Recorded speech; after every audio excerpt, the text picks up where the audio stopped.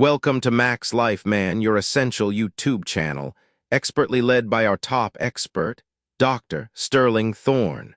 Dr. Thorne and his top team from the prestigious Evergreen Peaks Institute bring years of dedicated research and hands-on experience in men's health.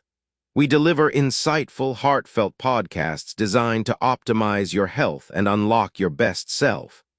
Gentlemen, let's drop the polite silence. There's a question that's been sitting in the back of your mind for years, and you've either laughed it off, buried it, or convinced yourself it's not important. It's about masturbation, not the locker room joke, not the awkward teenage phase. I'm talking about the reality of it after 60, when your body is different, your hormones are different, and your recovery doesn't run on the same clock it used to. Some of you feel uncomfortable already, and that's fine. I'm not here to moralize or shame you. I'm here to tell you the truth because no one else is. Your GP won't bring it up unless you do. Your buddies won't talk about it unless they've had a few drinks. And your partner, well, that depends on your relationship. But here's why it matters. The rules you lived by in your 20s are not just outdated now, they can actually be harmful. At 25, you could go 3, 4, 5 times a week, maybe even more, and bounce back without missing a step. At 60, that same approach can quietly drain your testosterone, inflame your prostate, dull your erections, and leave you wondering why your energy feels off. So here's what I want for you today.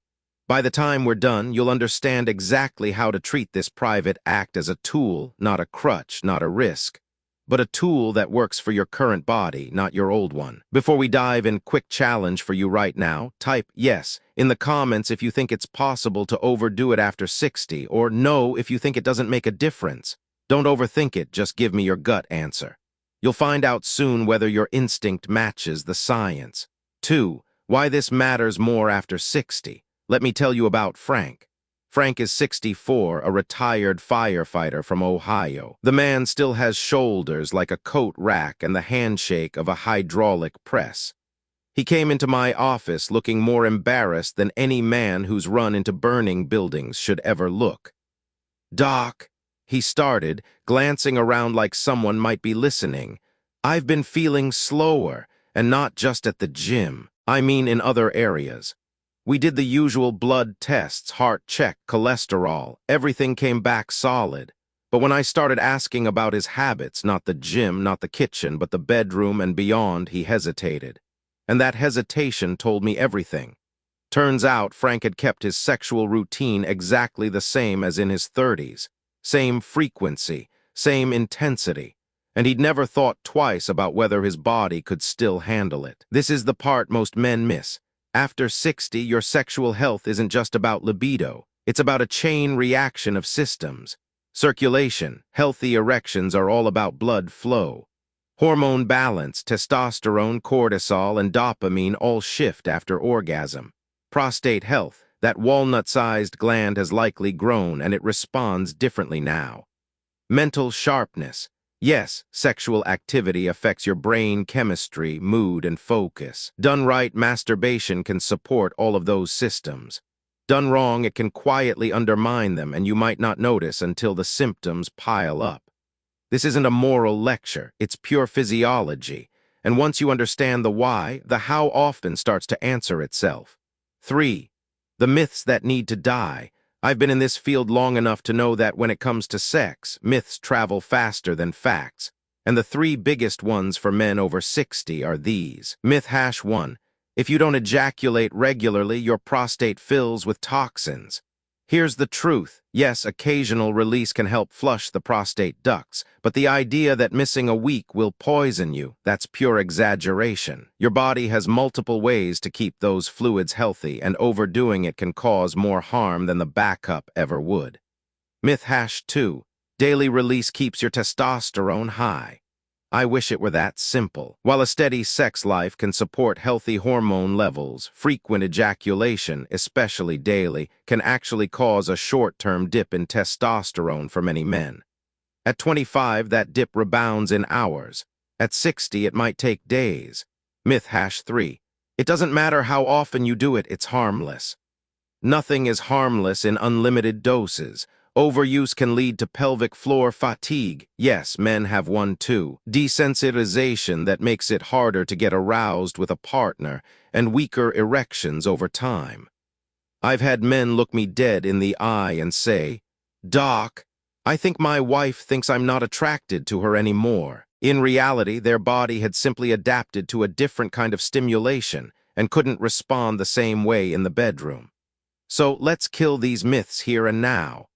Gentlemen, I want you to ask yourself, have you ever felt different, more tired, less sharp the day after a session? Let me know in the comments. I'm not judging, I'm collecting real data from real men who have lived it. Using your 25-year-old playbook. Let me tell you about Harold. Harold is 67, a retired high school football coach with a laugh that could rattle the windows. Married for 40 years, 2 grown kids, and in his words, still in the game when it came to intimacy. But lately, something had changed. His erections weren't as strong. Sometimes they faded halfway through intimacy, even when his mind was fully engaged. It wasn't catastrophic, but it was different, and that difference bothered him. When I asked about his solo habits, Harold grinned like a man who'd just been caught sneaking dessert before dinner. "Doc," he said, leaning in conspiratorially, "I haven't slowed down since the '80s. That was his problem. Here's what Harold and most men don't realize. Recovery time for erectile tissue increases with age. In your 20s, the tiny, smooth muscle fibers inside the penis can recover in hours. By your 60s, they need days. Blood vessel elasticity decreases over time. Those microscopic arteries and veins that deliver blood to the erectile tissue become less flexible, which means circulation is slower, and erections take more effort. Pelvic floor muscles fatigue faster. These are the unsung heroes of erection strength and control, and like any muscle group, they weaken without targeted training, especially if you overuse them. When you keep the same frequency and intensity you had at 25, you're running your system harder than it can repair. It's like driving a classic car as if it's brand new. You can do it, but you'll wear out the parts faster. And here's the subtle danger. The decline doesn't happen overnight. It creeps in. First, it's a little less firmness. Then it's less staying power. Then it's avoiding intimacy because you don't trust your own body. The fix: adjust your rhythm. Most healthy men over 60 thrive at 1-3 sessions per week. Enough to keep the system in shape, not so much that you drain it. If you've been going daily, take a full week off, then reintroduce at a gentler pace. You might be shocked at how much stronger and more responsive you feel. Question for you: have you ever noticed your best performance coming after a short break? Let me know in the comments. We'll compare notes. 5. Mistake #2: ignoring the prostate. Your prostate is a small gland about the size of a walnut in youth that sits just below the bladder, wrapping around the urethra. It produces the fluid that nourishes and protects sperm. By 60, it's often bigger, sometimes double the size, and unlike biceps or shoulders, bigger here isn't better. An enlarged prostate, whether from benign prostatic hyperplasia, BPH, or chronic inflammation, changes the rules. The gland becomes more sensitive, more prone to swelling, and more reactive to mechanical pressure, including during masturbation. Excessive or overly intense sessions can irritate it, leading to a burning sensation after ejaculation. That's inflammation talking. Frequent nighttime urination. The swollen gland presses on the urethra, making your bladder think it's time to go again and again. A dull pelvic ache. That lingering heaviness after sexual activity is often prostate congestion. I've had men come to me swearing they had a urinary infection, only to discover it was an overworked prostate. But here's the nuance. Complete sexual abstinence isn't always the answer either. A totally inactive prostate can also build congestion, which can cause discomfort. The sweet spot is occasional, mindful release, paired with lifestyle habits that reduce inflammation. Your post-session protocol should look like this. Hydrate, flushes the urinary tract and helps carry away inflammatory byproducts. 2 minutes of gentle pelvic stretches, think hip openers and low lunges to encourage blood flow. Avoid sitting for long periods afterward. Movement promotes drainage and reduces swelling. You'll be surprised how much these small steps can reduce discomfort and keep your prostate healthier in the long run. Audience check-in. Have you ever experienced pelvic heaviness after sex or masturbation? Drop a yes or no in the comments. This is more common than most men think, and talking about it helps others realize they're not alone. 6. Testosterone friend or casualty. Let's be blunt.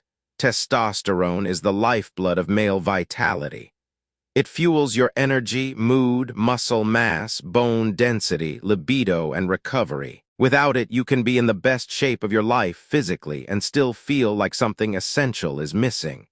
So what does masturbation do to testosterone?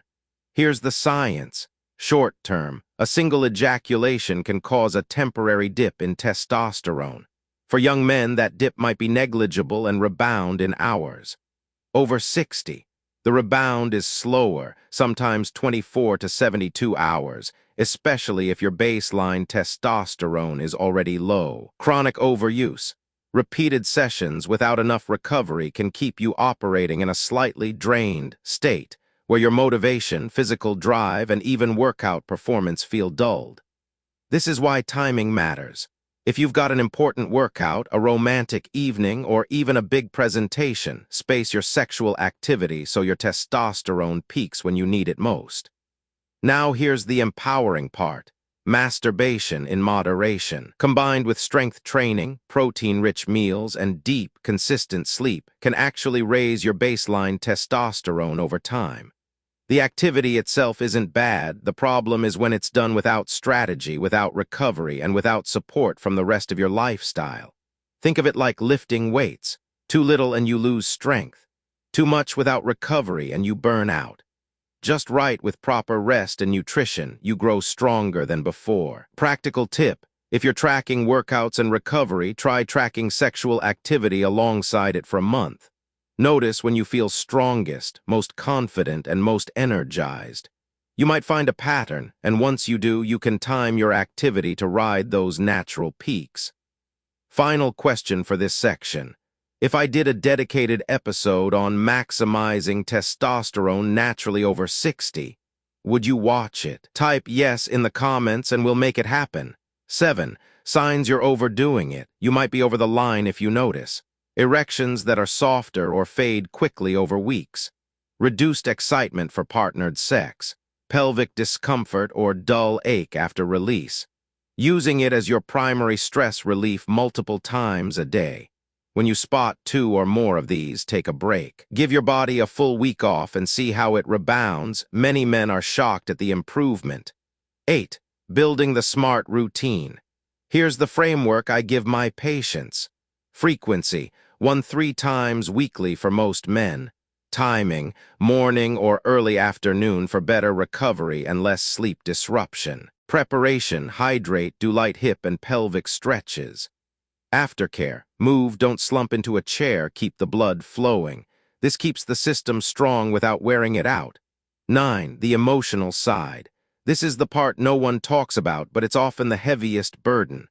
I've had men in my office, eyes down, voices low, telling me they feel guilty, childish, or even ashamed of their solo habits.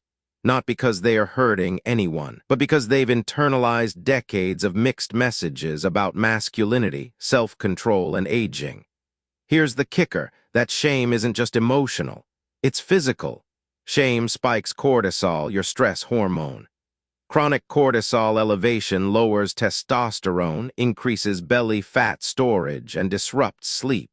So the act you're feeling bad about might not be the problem. The guilt could be doing more harm than the habit itself. I want you to hear me clearly. Masturbation is a normal human act. What matters isn't whether you do it, it's how you do it, why you do it, and whether it's in balance with the rest of your life. You're not less of a man for being mindful and intentional. In fact, you're more of one when you take ownership of your health in every area, including this one. A quick story. Years ago, I had a patient named Lewis, 71, who told me, "Doc, I stopped entirely because I thought it made me weak. Now I feel worse."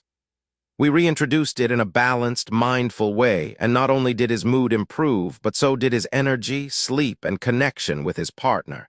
It wasn't the act, it was the approach.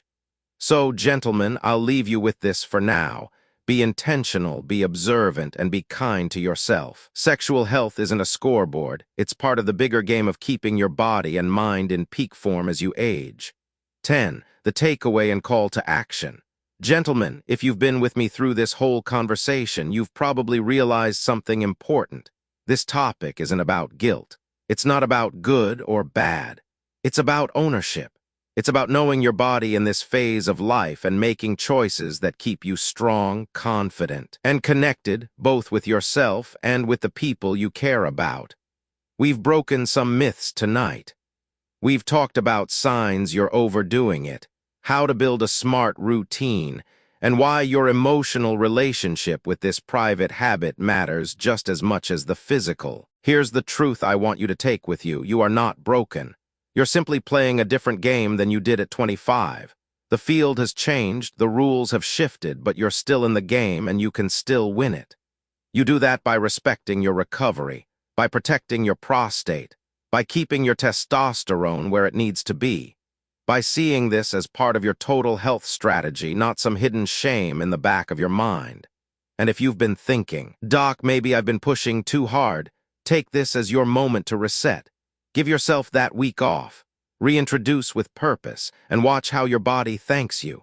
Now I want to hear from you, yes, you, the man sitting there wondering if you should type something in the comments.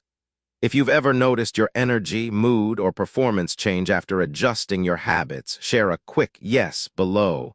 You don't need to tell your whole story. One word is enough to let another man know he's not alone. And if this conversation has been worth your time, hit that like button. Not for me, but because every like tells the algorithm that men's health matters, that these conversations deserve to be heard. Subscribe if you haven't already, because we've got more coming. Everything from natural testosterone boosters to exercises that strengthen the pelvic floor to the foods that keep your circulation firing like it did decades ago. Gentlemen, stay strong,